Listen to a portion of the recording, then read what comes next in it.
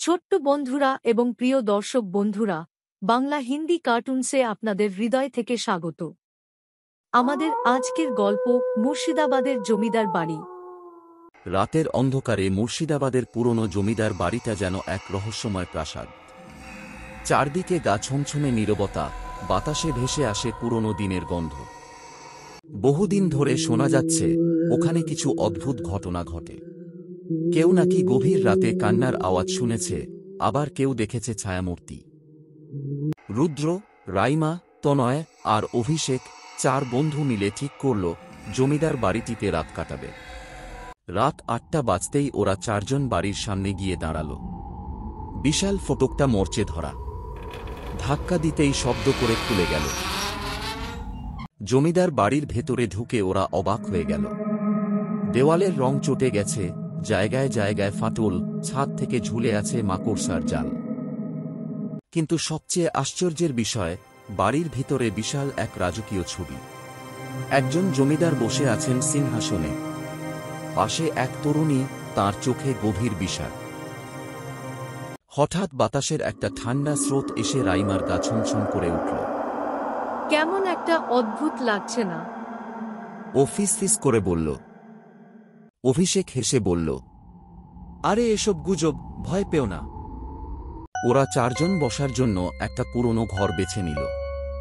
সেখানে এক বিশাল ঝাড়বাতি ঝুলছে, কিন্তু আলো নেই। তারা নিজেদের মধ্যে কথা বলতে লাগল ও হাসাহাসি করতে লাগল। রাত বাড়ার সাথে সাথে বাড়ির পরিবেশ আরও ভারী হয়ে উঠল। আচমকা ঘরের ভেতর একটা ঠান্ডা ভাব নেমে এল। তনয় কিছু একটা বলবে, ঠিক তখনই বাইরে থেকে এক অদ্ভুত আওয়াজ এলো, যেন কেউ ধাতব শেকল টানছে।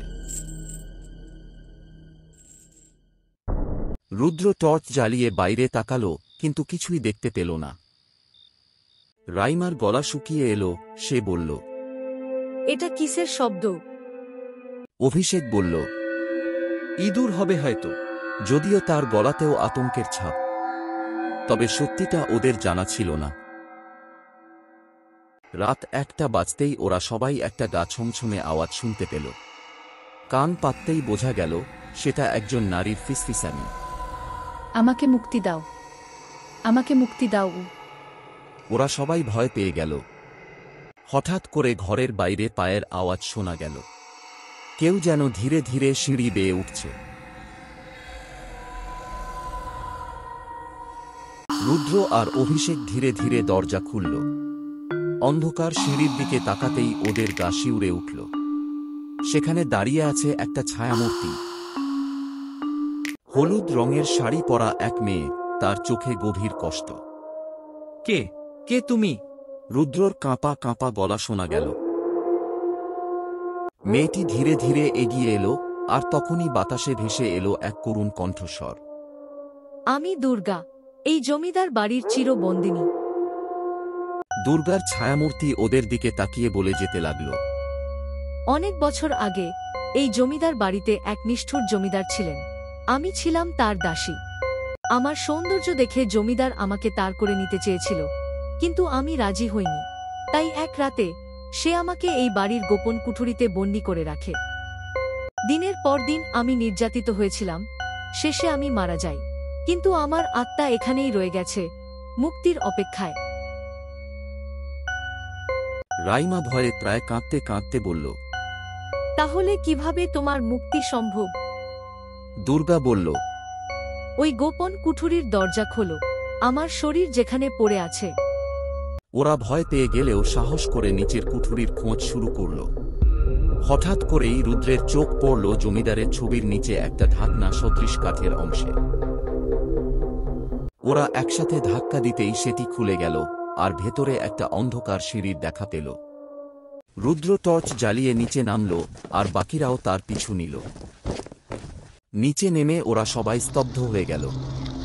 মাটির ওপর পড়ে আছে একটা কঙ্কাল, আর তার পাশেই একটা হলুদ রঙের ছেঁড়া শাড়ি।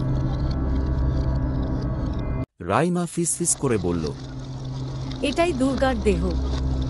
ঠিক তখনই চারপাশে বাতাস বয়ে গেল, যেন কেউ ফিসফিস করে বলছে, ধন্যবাদ, এবার আমি মুক্ত।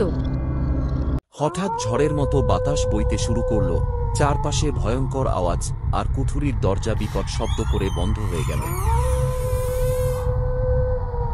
পরের দিন সকালে গ্রামবাসীরা এসে দেখে ওরা মাটিতে অজ্ঞান হয়ে পড়ে আছে। যখন ওরা জ্ঞান ফিরে পেল, তখনই এক বৃদ্ধ গ্রামবাসী বললেন, তোমরা জানো, তোমাদের সৌভাগ্য যে বেঁচে গেছ। সেই জমিদারের প্রেতাত্মা অনেককে মেরেছে। রাইমা জিজ্ঞাসা করল, কিন্তু দুর্গার আত্মা? বৃদ্ধ বললেন, তোমরা গিয়েছিলে বলেই দুর্গা মুক্তি পেয়েছে। আজ রাতে কারো কান্নার শব্দ শোনা যায়নি গি। ওরা অবাক হয়ে একে অপরের দিকে তাকাল। সত্যি, জমিদার বাড়ির এক অভিশপ্ত অধ্যায়ের সমাপ্তি ঘটল।